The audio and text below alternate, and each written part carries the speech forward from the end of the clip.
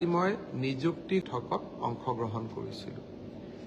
যতে মই যাওঁ তাতে আমাৰ আৰক্ষীত আবেদন কৰা ল'ৰা ছোৱালীসকলে মোক সুধি থাকে যে দাদা মামা পুলিচৰ ফিজিকেল ইণ্টাৰভিউ কেতিয়াৰ পৰা আৰম্ভ হ'ব। আমি অসম পুলিচত ৬,৪৩৪টা পোষ্টৰ বাবে আবেদনৰ প্ৰক্ৰিয়া আৰম্ভ কৰিছিলোঁ আৰু আজি আমি সিদ্ধান্ত ললো যে অহা ৩ অক্টোবৰৰ পৰা পুলিচৰ ফিজিকেল টেষ্টসমূহ আৰম্ভ হ'ব। গতিকে মই সকলোকে অনুৰোধ কৰিম যে বানপানীৰ যেতিয়াই পানী শুকাব আমাৰ খেলপথাৰসমূহ মুকলি হ'ব, আমি দৌৰা প্ৰেক্টিছ আৰম্ভ কৰিব লাগে, কাৰণ ৩ অক্টোবৰৰ পৰা অসম আৰক্ষীৰ ফিজিকেল টেষ্ট আৰম্ভ হ'ব।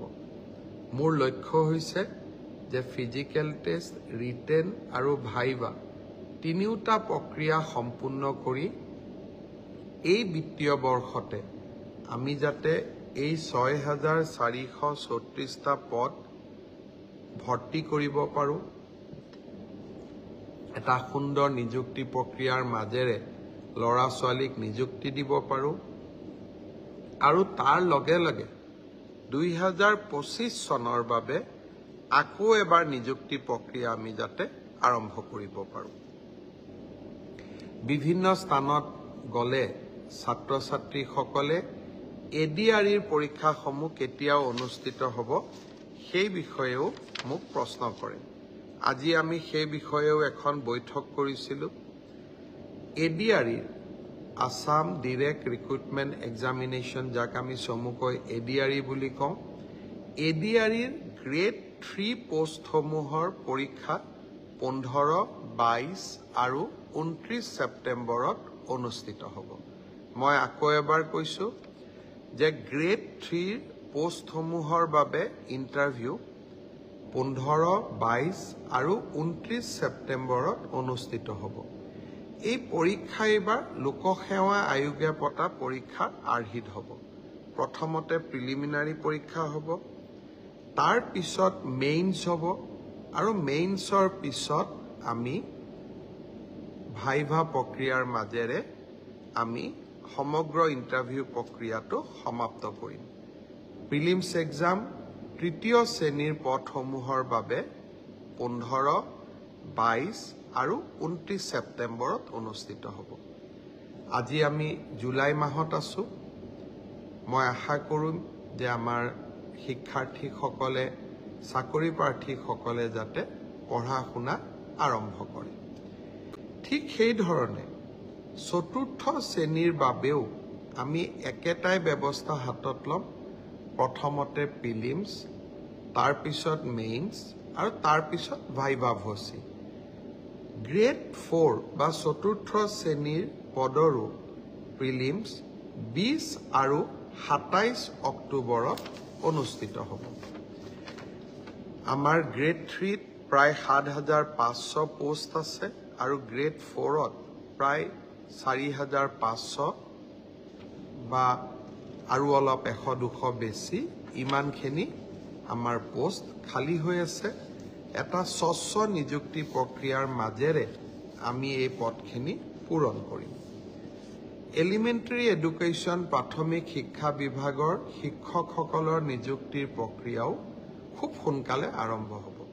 অৱশ্যে ছেকেণ্ডাৰী এডুকেশ্যনত আমাৰ অকণমান সময় লাগিব, কাৰণ প্ৰথমবাৰৰ বাবে অসমত আমি গ্ৰেজুৱেট টিচাৰ মেথছ বুলি এটা নতুন পদ সৃষ্টি কৰিব খুজিছোঁ। আমাৰ স্কুলবিলাকত, হাইস্কুলবিলাকত ইমান দিনে গ্ৰেজুৱেট টিচাৰ ছায়েন্স আছিলে, মেথছৰ বাবে সুকীয়া শিক্ষক নাছিলে। যোৱা কালি শিক্ষা বিভাগৰ লগত মই বহুত দেৰি বহিছিলোঁ আৰু আমি এটা সিদ্ধান্ত লৈছোঁ যে আমাৰ হাইস্কুলবিলাকত গ্ৰেজুৱেট টিচাৰ মেথছ বুলি এটা সুকীয়া পদ হ'ব লাগে, যাতে গণিতৰ ওপৰত আমি একোজন শিক্ষক নিযুক্তি দিব পাৰোঁ। গণিতৰ শিক্ষক নোহোৱা বাবে আমাৰ স্কুলসমূহত শিক্ষা ব্যৱস্থাত বহুত জটি পৰে শিক্ষা বিভাগে কেইবা হাজাৰো বিশেষকৈ প্ৰথম অৱস্থাত প্ৰায় 2000 গণিত শিক্ষকৰ পদ সৃষ্টি কৰিব লাগিব সেয়েহে মাধ্যমিক শিক্ষকৰ নিযুক্তি প্ৰক্ৰিয়াটো এমাহ বা দুমাহ পিছত আমি আৰম্ভ কৰিম সেই হলেও মোৰ লক্ষ্য যে এই গোটেই পোষ্টখিনি গ্ৰেড 3 7600 গ্ৰেড 4 5000 পুলিচত 6434 এলিমেণ্টাৰী এডুকেশ্যনত 5550 গৰাকী শিক্ষক সেকেন্ডাৰী এডুকেশ্যনতো প্ৰায় 8000 শিক্ষক এই গোটেই অৰ্থাৎ প্ৰায় 35000 নিযুক্তি আমি মাৰ্চ মাহ বা এপ্ৰিল বিশেষকৈ বহাগ বিহুৰ আগতে আমি শেষ কৰিব খুজিছো ছাত্ৰ ছাত্ৰীসকল যুৱক যুৱতীসকল